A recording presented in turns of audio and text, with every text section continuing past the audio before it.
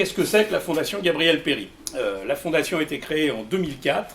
Elle est la fondation à vocation politique reconnue d'utilité publique, créée par le Parti communiste français.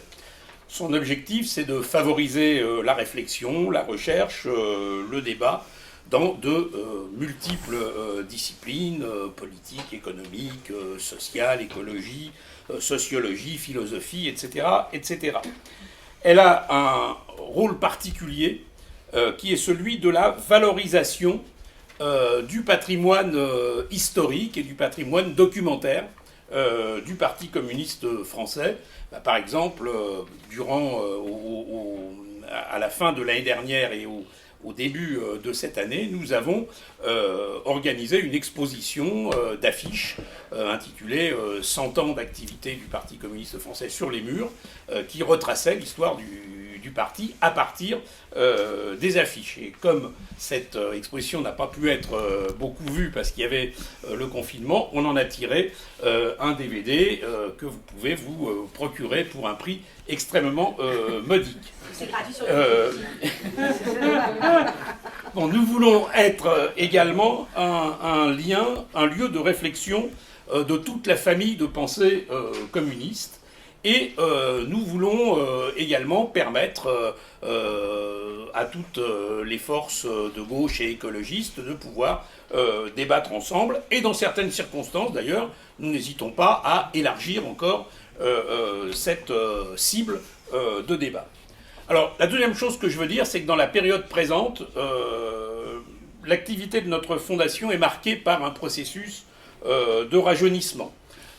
Alors le rajeunissement, voilà, nous avons une nouvelle directrice, Louise Gaxi, qui donne une véritable bouffée d'oxygène à notre activité. Nous avons notablement rajeuni notre conseil d'administration, ainsi que notre conseil scientifique. Nous avons un nouveau directeur de la revue La Pensée qui est publiée depuis 1939, et à laquelle nous voulons donner un avenir. Donc ça suppose évidemment de rajeunir l'équipe et arriver à rajeunir aussi le lectorat. Pour nous, c'est un objectif très important, ce rajeunissement. Il s'agit de faire en sorte qu'une génération, celle que je représente avec d'autres ici, passe le relais à une autre génération qui permettra de donner un avenir à notre activité. Alors, troisième chose que je voulais dire, mais très brièvement, notre actualité. Là, dans la période actuelle, nous publions, ils sont sortis, 3 ouvrages. Un ouvrage critique sur les sondages, dont l'auteur est Daniel Gaxi. Un ouvrage sur la bataille des retraites, qui reste toujours d'actualité, qui a été écrit par Pierre Daréville. Et puis, un ouvrage qui part de 3 interventions qui ont été faites au séminaire sur Louis Aragon, dans le cadre de l'université permanente. Nous tenons aussi plusieurs séminaires, l'un sur l'évolution du capitalisme, l'autre sur la transformation de la structure sociale du pays, le troisième sur pandémie et choix de société. Il y en a d'autres, mais je ne fais pas une liste complète.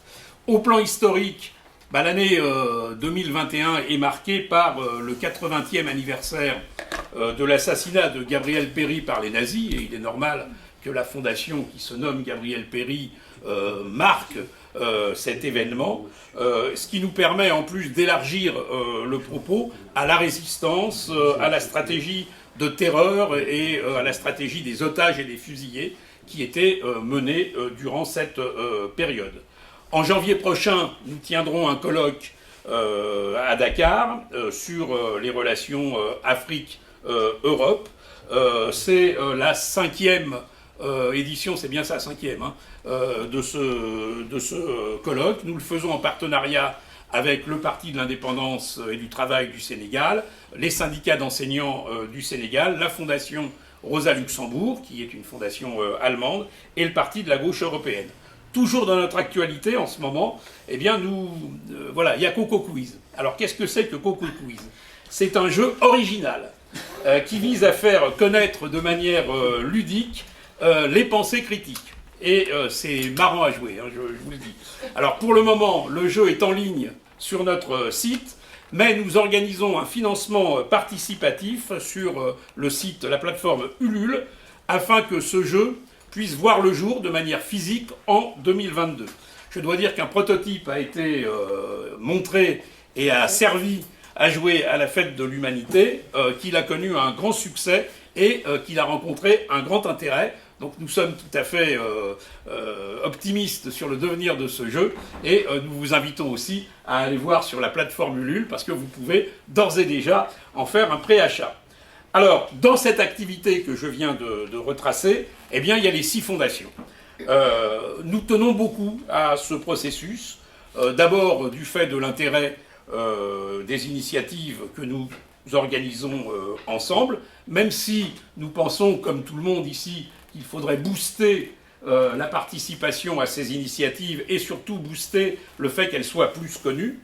Mais encore plus que les initiatives que nous prenons, moi je veux saluer l'état d'esprit qui existe dans le travail entre nos 6 fondations. C'est un état d'esprit fait de respect mutuel, dans une atmosphère amicale. C'est un état d'esprit empreint de loyauté et de volonté de coopération. Et tout ça, ça montre que la gauche, les forces progressistes de ce pays ne sont pas condamnées ad vitam aeternam à rester divisées et opposées les unes aux autres. Et donc, nous contribuons modestement à un processus qui pourrait permettre d'autres perspectives.